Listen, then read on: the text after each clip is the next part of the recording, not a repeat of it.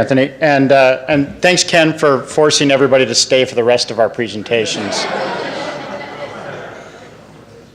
Yeah, so this is just something I've been thinking about for a while now and kind of dabbling with over the past little while. As a professor, I have to constantly battle these questions with students of why are you making us buy this book, and so I've thought a lot about that, and I've realized that what's happening here is that we're seeing yet another case of the internet demonetizing an entire industry, right? I mean, they've done it to travel agents, they've done it to one industry after another, and publishing is yet another one that's kind of on its last ropes here of trying to stay alive in the internet economy, and consequently the publishers have been trying to strike back. They're trying to stay alive. I don't fault them for that. I don't like them for that, but they're trying to stay alive, and so we see situations like this, and I just pulled up a few here of the textbooks, and they're crazy.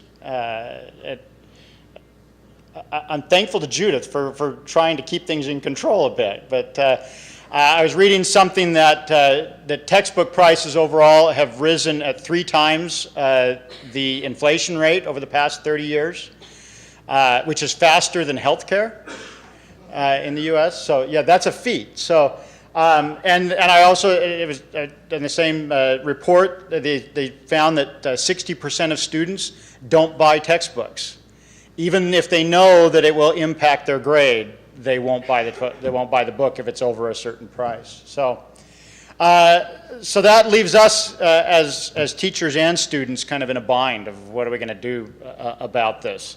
So I presented at a NACIS a few years ago about something an experiment that I'd been doing where I had students, rather than giving them a textbook, no offense, but I have not assigned a cartography textbook in about 8 or 9 years now.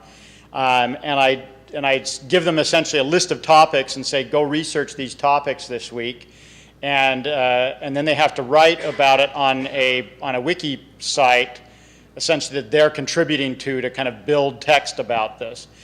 And while it's been a fairly successful endeavor, I was hoping that would be the replacement for the textbook, that one day all of this stuff my students had written would kind of be the nucleus. They're not going to write the finished product, but would be the nucleus for something to replace a textbook. The problem is that encyclopedic content is not the same as textbook content. It's just different styles of writing, different ways of explaining things, and so this led to kind of rethinking the whole enterprise. So I thought, kind of in an ideal world, so if we didn't have textbooks and we were starting over again, we were reinventing this whole thing, what would we have? So, the current thing is very much kind of an expert knowledge, right? So this represents 10 voices or so, right, out of the community. And there's good reason for that. But there's also good reason to let everybody have a voice. I can explain some things really well, and I can't explain other things. I was trying last week, I was talking about type and explaining how if you have text on an angle, it's good to have it on a slight curve. And a student asked the terrible question, why? And it's like, I can't tell you. All I know is it looks a lot better if you do. And I can see it, but I can't explain to you why. Well, maybe one of you can. So I'd love to hear more voices from those of us who have spent time trying to explain this to people. It'd be great if we could all come to a consensus on things, but that's not always the case. So it'd be great if we could present alternative views as well. There's advantages with kind of the encyclopedic approach of having this very fine granularity of saying, here's a list of keywords, you go find out what those are. And my students, when I talked to them last week preparing this, I said, what do you think of that? And they said, well, we really like that, but we wish there was also a way that that everything was tied together, that it was kind of, well, learn this and then learn this and then learn this, which is what a textbook does. So there's advantages to that as well. It's great to have everything be free, but as an author, it's hard to get a lot of people to contribute stuff for free, right? And it's great to have everything be open, but some authors are going to want to have their intellectual property respected, and don't want to just pour knowledge into a pit that it is completely unattributed, which is essentially what Wikipedia does. And if you've seen the vast increase in the quality of Wikipedia, it's amazing that many people, I mean, there's people out there, and I've contributed to Wikipedia, but it's amazing that many people are willing to spend a lot of time contributing something with no credit given. And that boggles the mind that works, but it doesn't work for everybody. So how could we achieve both of these things? How could you get kind of both columns of conflicting goals met? So I've been thinking lately about kind of ways of kind of redoing this whole idea, this whole enterprise. So one thing would be to go out there and just get a bunch of links out to stuff that's already been written out there. And there's a lot of that.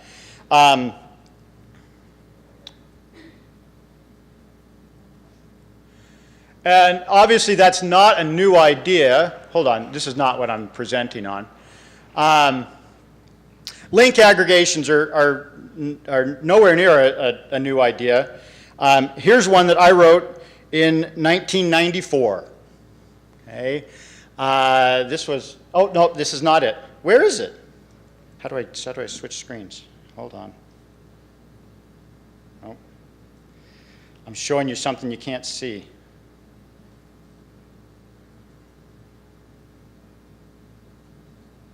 Where is that screen? There it is. Hi. Okay, there is something I wrote in 1994 this was a geographic list of all 300 websites in the world, if you can imagine that. And it was a great thing. If you don't believe me,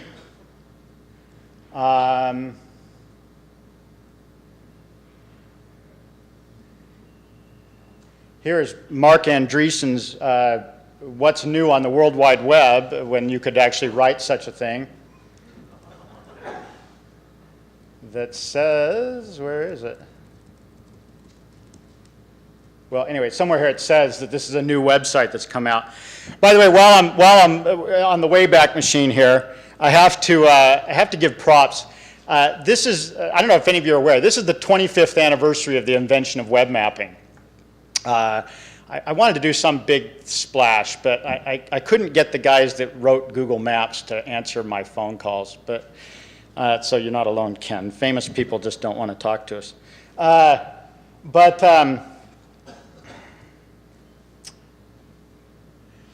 Just as proof of that, June. So if you want to write it down in your calendar, it's already passed. Sorry. June 21st, 1993, Xerox PARC. Who else would invent something that everybody else stole? Xerox PARC introduced a world map server. So there you go, 25 years. So it's unbelievable how far we've come since then.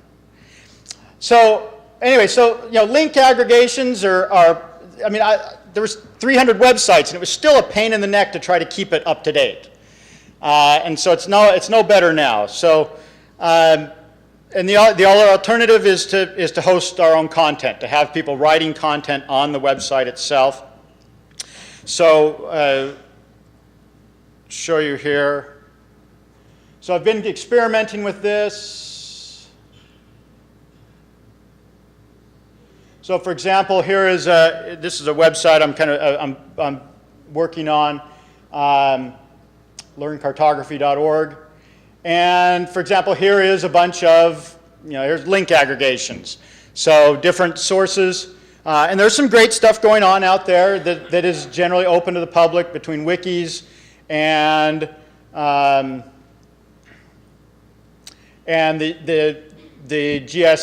GIS&T body of knowledge, the new version that has a lot more content in it, which we'll hear more about in a few minutes. So there's certainly things out there that are worth linking to, and if they're curated, but it'd also be nice if we had kind of our own content. So this is using just MediaWiki, thank you. This is using MediaWiki, and it's not an encyclopedic page though, so this is written in a more of a textbook style, but basically something that lots of people can contribute to.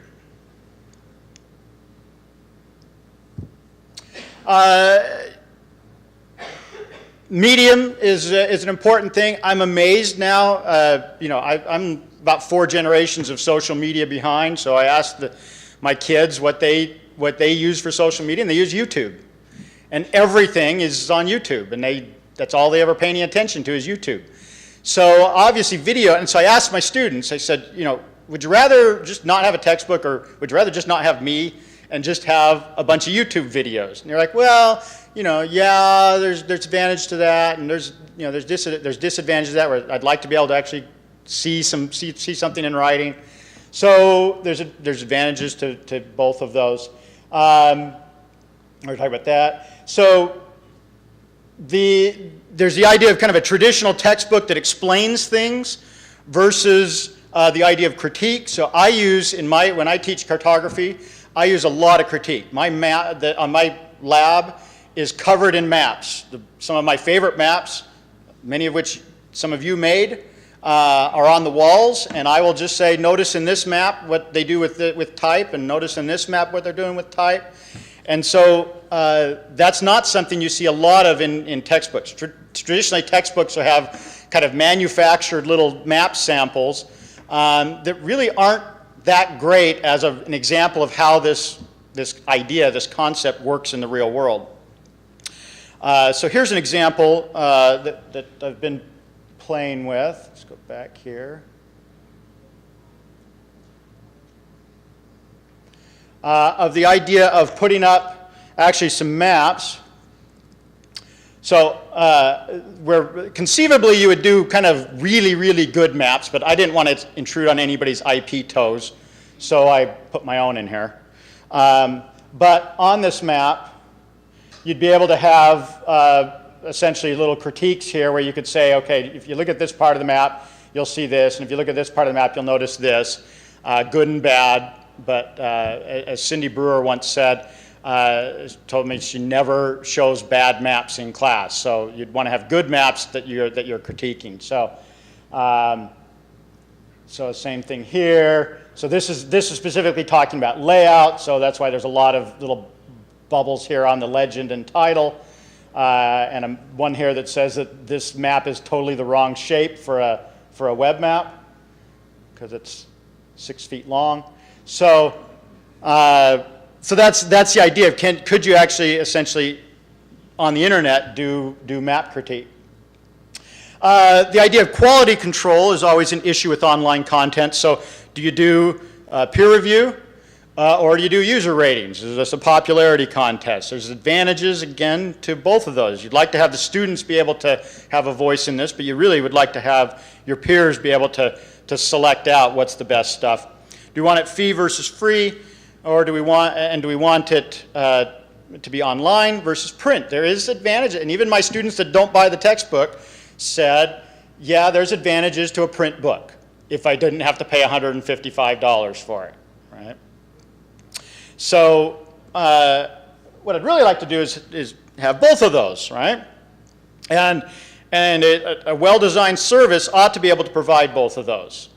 You know, I asked, again, polling my students as my focus group here, because it's nice to have a captive audience as your focus group. I said, you know, I pulled up one of the textbooks. I won't tell you which one, but I pulled up one of the textbooks and said, now, you know, this book costs X number, $100 and something. What do you think the author gets out of that? And they were thinking, okay, $100 textbook, the author's probably getting $50. I'll bet they're making a mint on that book. I'm like, well, you know, would you guess $3, you know, or $2, or you know, $4.50 or something like that? And they were like, whoa, where's all the rest of that money going to? So I don't see any reason why we can't still have fee content, but using things like Lulu and other kinds of print on demand. Where now the author is getting 50% of that and not 5% of that. students would be fine to pay you know, $20, $30 for a high quality textbook if they're sure that it's the author that's getting a fair chunk of that, and not not Amazon or whoever. So the idea here is if we can build something like this out and have this easily available knowledge where people can just kind of come in, and this is the way kids are these days. Sorry to those of you who are kids, but that's the way they learn a lot of times, is they say, here's something interesting, and I Google it and I get the YouTube video, and that's how I learn about it. That's a great thing. Kind of what does that do for traditional cartography education? And on a more important note, what does that do to me? And I had to think about that. If, you know, what's happened with this trend of demonetization in the internet is that it's the industries that are information brokers, right? The ones that traditionally had captive information, and that they were the only way of getting to that information. They're the ones that have lost out on the internet. And books are like that. And frankly, university education to some degree is like that. And so it makes me think, what do I still have? Well, as I thought about that, I thought of a couple things that I would still have if I let this out, that make me willing to do it.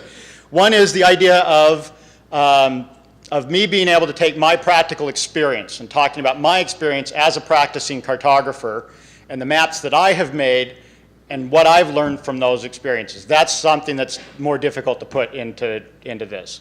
And also the ability to do feedback. You know, on a typical map, I will have a typical map project assignment. Students will be coming to me 5, 6, 7 times saying, well, you know, what do you think of this? What do you think of this? They had a TA one time that said, you know, I had a student come in and said, you know, can you give me feedback on this? And they said, well, yeah, I'll give you feedback, but, you know, Dr. Plewe would be better. And I said, I don't want to go to Dr. Plewe. He says, well, why not? He says, because every time I go and ask him for feedback, he gives me some. And I just want to be done. I just want him to say, you get an A, walk away. And he always gives me stuff to change. So that's something where I still where I still can contribute to this, even if the knowledge is just out there. So there's the website. Just barely starting. It's not very much content there, but I would love to get help. This is what I'm really here for, is to ask for the community to pitch in.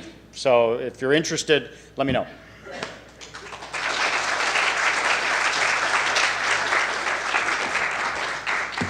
We have time for a couple questions for Brandon.